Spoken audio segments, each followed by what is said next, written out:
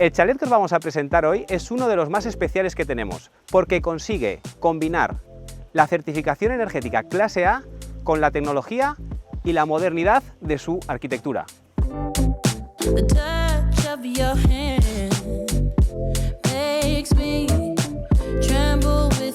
La vivienda dispone de un sistema de domótica desde el que puedes controlar toda la casa desde tu teléfono móvil. Además de eso, dispone de un sistema de aerotermia para controlar las temperaturas de la vivienda. Toda la vivienda está construida con materiales de alta calidad. Todos los cuartos de baño son de porcelanosa. Y la cocina y el salón están hechos con porcelánicos de primera calidad.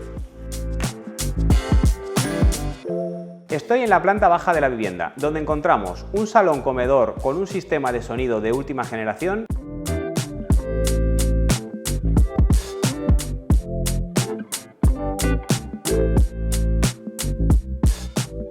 y una cocina en isla hecha con piedra natural. Además de esta parte encontramos una habitación doble y un cuarto de baño completo.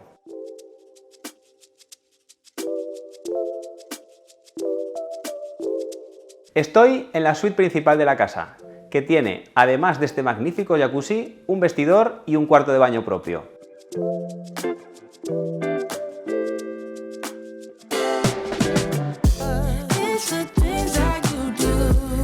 En esta misma planta encontramos otras dos habitaciones que comparten un cuarto de baño.